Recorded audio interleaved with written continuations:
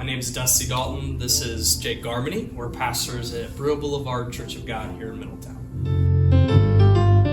Sing with us. I'm going to start right on the chorus. Go tell it on the mountain, right here.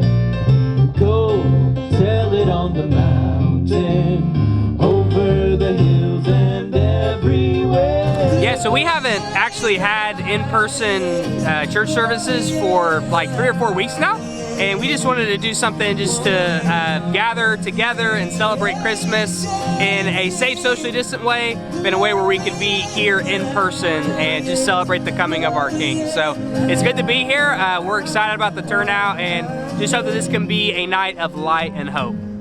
I think for me, one of the biggest things the pandemic has taught me is probably not to wait until things go back to normal to live a life of victory and joy.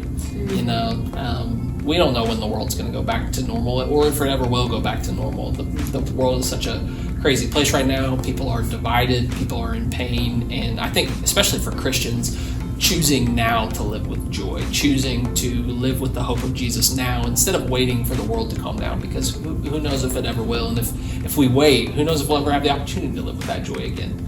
And so I know for the first several months of the pandemic, I had a newborn son right when the pandemic hit. We went into the hospital. The day he was born was the day everything got shut down. And so the first few months were really hard because we felt like we were robbed of time with him. But somewhere along the way in there, God kind of spoke to me and just said, hey, you don't have to live defeated through this. You can have joy. You can trust me now, and I'm enough for you to give you joy now. And so I think the encouragement I would give to people, what I've learned in this is, let's not wait till it ends.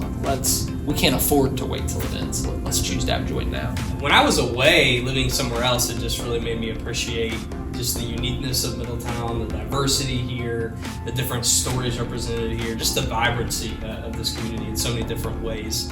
And you know, moving back, I moved back in 2018 when I got hired on here as the youth pastor. And you know, living here now, I just have a fresh enthusiasm for our city. I just see a lot of good happening here, a lot of people that really care about this town, that have lived here for generations in their families.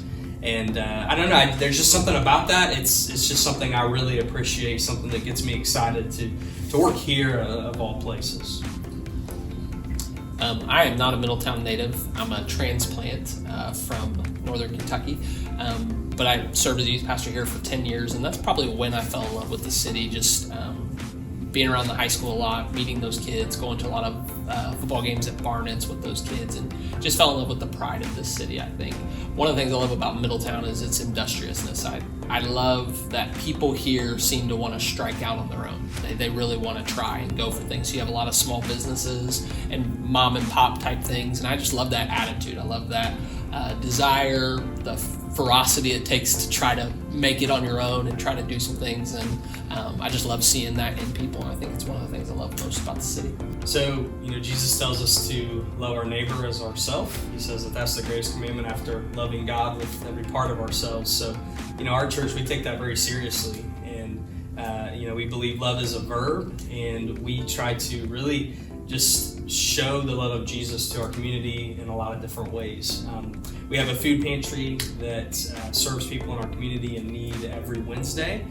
We do a lot of projects just throughout the year. We have an event called Move Out. That's actually my favorite thing that we do, where we go out and we, during the day, serve, and we just do all sorts of projects. It could be repairing houses, it could be partnering with other local nonprofits. Christ has done for us, and in remembrance of what he's done, we're gonna light a candle to show that there is room in our hearts and in our lives and in our homes for Jesus Christ. There is room here for you, Jesus. And what we want him to know too is that because of his great love for us and because of what he's done for us, we have a great love for him, but we also have room to love others. I would tell my 10-year-old self to just be content with your story.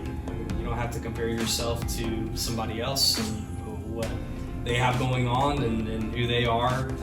God has a plan for you, and it's a good plan, and if you will just stay in that lane and pursue the story that he wants to write in your life, that you will experience fullness and peace and joy and hope and so many wonderful things. Yeah, I think I would give my 10-year-old self similar advice. Maybe something along the lines of like, don't be afraid to try new things. Don't be afraid of the place that God is leading you. A lot of my personal story, there's been sometimes fear has held me back from being my own person, and so I really like what he said, because I think I'd probably be in a similar kind of camp to. Well, see, being on staff at Breiel is such a privilege to me, because the people who shaped me most in my life are my Breiel family. I think about Jake, he was my youth pastor, so it's really cool to be able to serve on staff with him. He was my youth pastor in high school, and now we're really good friends now, raising young boys together. It's really cool. Our wives are best friends, so it's just an exciting thing. I think about just other families, and I was thinking about the Foltz family. You know, they were kind of like a second mom and dad for me.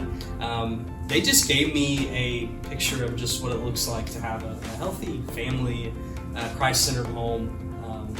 And I think of just other families, like there's just so many people, I can go on, but I would say this church has just shaped me, which is why I'm just so passionate about being able to work here and being able to serve this congregation as a pastor. One of the greatest joys of my life is that I get to work with my mentor, or my greatest influence is my boss.